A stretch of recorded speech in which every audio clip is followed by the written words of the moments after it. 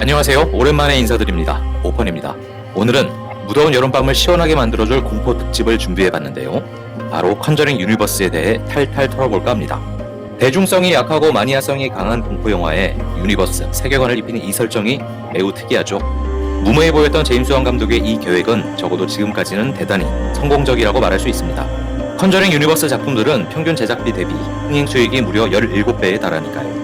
지난 2013년 컨저링 1의 경우 고작 2천만 달러로 3억 달러 넘게 벌어들였습니다.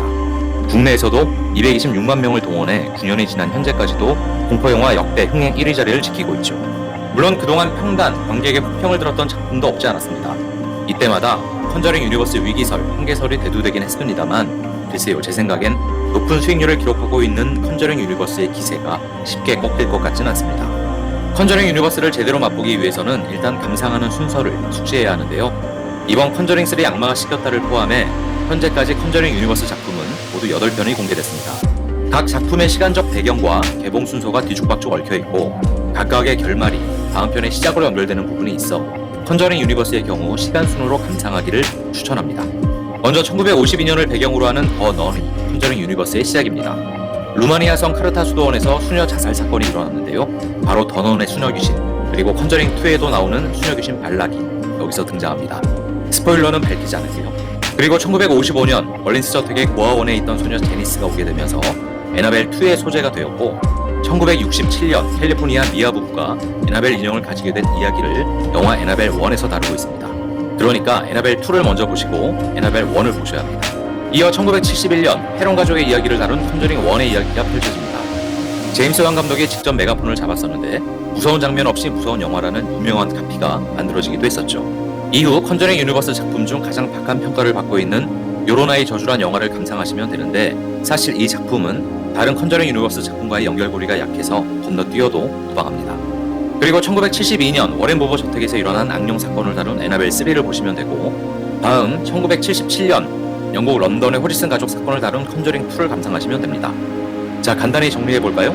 컨저링 유니버스를 보는 순서는 더넌, 에나벨 2, 에나벨 1, 컨저링 1, 요로나의 저주, 에나벨 3, 컨저링 2가 되겠습니다. 그리고 나서 컨저링 3를 감상하시면 되는데, 이 컨저링 3 악마가 시켰다의 시대적 배경은 1981년입니다. 19살의 살인범 아르넷 존슨이 재판에서 여자친구의 동생에게 붙어있던 악마가 시켜서 어쩔 수 없이 살인했다고 범행을 부인하며 무죄를 주장한 미국 최초의 빙의 재판 사건 실화를 다루고 있습니다.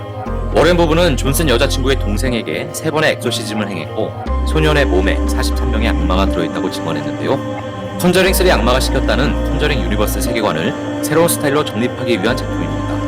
특히 악령이 깃든 집과 인형을 매개체로 했던 이전과는 달리 기록으로 남은 살인사건을 모티브로 법정으로까지 무대를 넓혔다는 점, 또 시리즈 중 가장 거대한 규모로 제작했다는 점에서 관심을 모았습니다. 컨저링 유니버스는 호불호가 극명한 공포영화 장르에서는 드물게 대중과 장르 마니아들, 그리고 평단과 언론 모두를 사로잡은 것이 특징입니다.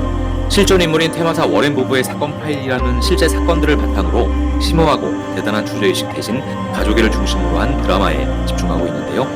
지금까지의 공포영화 장르들이 추구했던 잔인한 신체 훼손이나 무차별적인 점프 스퀘어를 자제하고 음산한 분위기와 탄탄한 스토리, 치밀한 구성으로 오락성을 높였다는 것이 컨저링 유니버스만의 독특함이자 그 인기의 요인이라고 할 수 있습니다.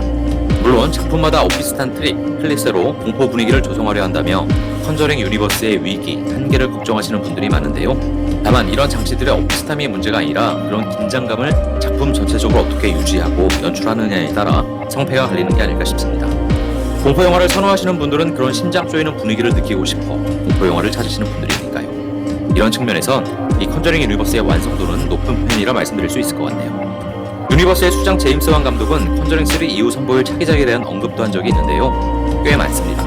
컨저링 2에 잠깐 등장했던 괴물, 프로토맨의 스피노프 작품과 애초 컨저링 3에서 다룰 뻔도 했던 런던의 늑대 인간 이야기, 그리고 워렌 부부의 가장 대표적인 사건이죠. 아미티빌 사건도 아직까지 컨저링 유니버스에서 제대로 다루지 않고 있습니다. 아직 구체적인 언급은 없었지만 에나벨 3에서 등장했던 수많은 악령들에 대한 조명도 이루어지지 않을까 조심스레 예측해봅니다. 공포영화의 특성상 제작 리스크가 상당히 낮다는 점을 간과하면 안 될 것 같나요? 앞에서 언급했듯 컨저링 유니버스 작품들은 평균 제작비 대비 흥행 수익이 무려 17배에 달합니다. 마블 시네마틱 유니버스까지는 몰라도 적어도 DC보다는 오래 갈 수도 있다고 한다면 무리일까요?